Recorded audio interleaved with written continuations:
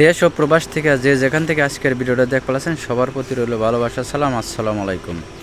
আজকে আসলাম, এক ভাই কমেন্টে লিখেছে, ভাই ইমিগ্রেশন পুলিশ যদি ধরে তাহলে সাজা শেষ হওয়ার পরে, মানে ধরার পরে জেল জরিমানা যে হয়, সাজা শেষ হওয়ার পরে কি আপনার এই সরকারি টিকিট দিয়ে দেশে পাঠাইবো না কিভাবে? আর আরেক ভাই লিখেছে, ভাই আমার এক ছোট ভাই ইমিগ্রেশনের হাতে ধরা পড়ছে, তার সাথে কাগজপাতি কিছু নেই, তারকে কিভাবে বের করব? যাই হোক, এই নিয়ে থাকছে বিস্তারিত।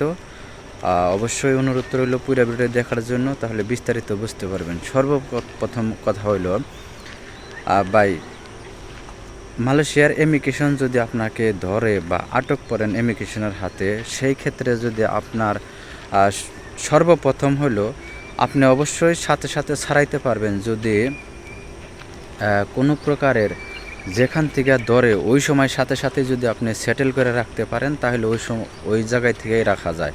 আর ওই জায়গায় থেকে যদি আপনি এখন যে জায়গায় থেকেই ধরুক, আপনার ফ্যাক্টরি বা রাস্তাঘাটে বা শপিং মলে যে কোনো জায়গায় থেকেই ধরার সাথে সাথেই যদি আপনি তাদের সাথে যোগাযোগ করে বা কোনোভাবে কোনো প্রকারের কন্ট্যাক্ট করে যদি রাইখা দিতে পারেন আপনার লোক, তাহলে সেই ক্ষেত্রে আপনি রাইখা দিতে পারবেন বা ছাড়া পাইতে পারবেন। আর এখন যদি আপনাকে ওই জায়গায় থেকে নিয়ে যায় বা ক্যাম্পে ওঠায়, তাহলে আপনাকে আর কোনো ছাড়ানোর কোনো চান্স নাই বা আপনি ছাড়া পাইবেন না। আপনার অবশ্যই সেই ক্ষেত্রে জেল খাটা লাগবে বা জেল জরিমানা যেটাই করুক, আপনার সব কিছুই পরিশোধ করার পরে আপনাকে হয়তো একটা সুযোগ দিব, আপনার নিজের টিকিট কেটে দেওয়া লাগবে। মালয়েশিয়ার সরকার বা পুলিশের পক্ষ থেকে, গভর্নমেন্টের পক্ষ থেকে কোনো টিকিট দেওয়া হয় না বা দেয় না। তবে আপনার তার সাথে যোগাযোগ রাখা লাগবে বা এবং কি ওই জেলখানায় থেকে আপনার সুযোগ আছে বা আপনার আত্মীয় স্বজনের সাথে যোগাযোগ করার জন্য, টিকিট আনার জন্য। বা ওই জায়গায় অনেক লোক আছে তারা এই ধরনেরই আপনার সিস্টেম করে দেয়, টিকিট তারাই কেটে দেয়, হয়তো তারা টাকা পয়সা নেয় কিছু বেশি 200 টাকা। তবে এই সিস্টেম করে আপনার স্মরণ রাখা রাখবো বা আপনার ওই লোক আপনার সাথে যোগাযোগ করা লাগবো কত তারিখে তার সাজা শেষ হইব, ওই তারিখে টিকিটটা দিতে হবে। যদি টিকিট দেন তাহলে আপনি চলে যেতে পারবেন, তা না হলে আপনার সরকারিভাবে কোনো টিকিট মালয়েশিয়াতে অবৈধদের দেয় না। যাই হোক ভাই, আশা করি আপনার কমেন্টের উত্তর পেয়ে গেছেন। আরেক ভাই লিখেছে, ভাই আমার ছোট ভাই আটকা পড়েছে ইমিগ্রেশনের হাতে, তার সাথে কোনো কাগজপাতি নাই।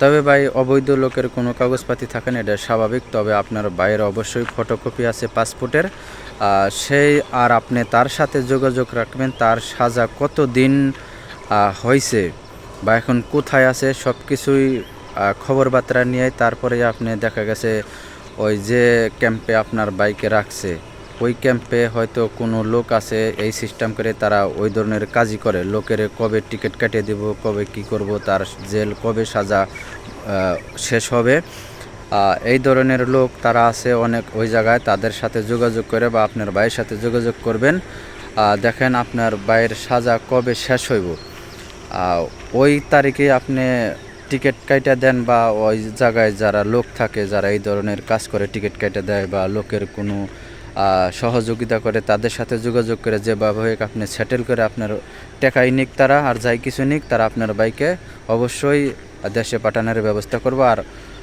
আরেকটা কথা বলি ভাই, যারা অবৈধ আছেন অবশ্যই আপনারা আপনাদের পাসপোর্টের ফটোকপিটা আপাতত সাথে রাখবেন।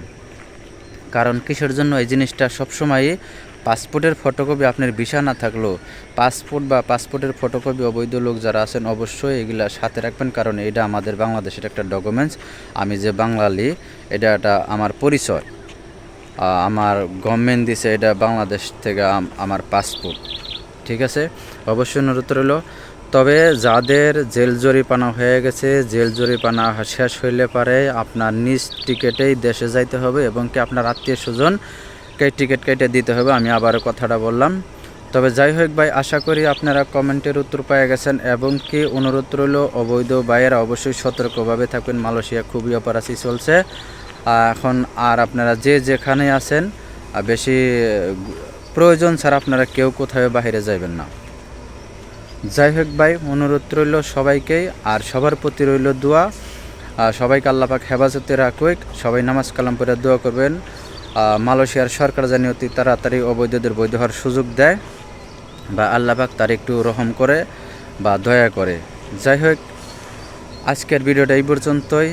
আপনার মতামত অবশ্যই কমেন্টে জানাবেন, আমি কমেন্টের উত্তর দেওয়ার চেষ্টা করব। আর কথায় যদি ভুল হয়ে থাকে অবশ্যই ক্ষমা দৃষ্টিতে দেখবেন।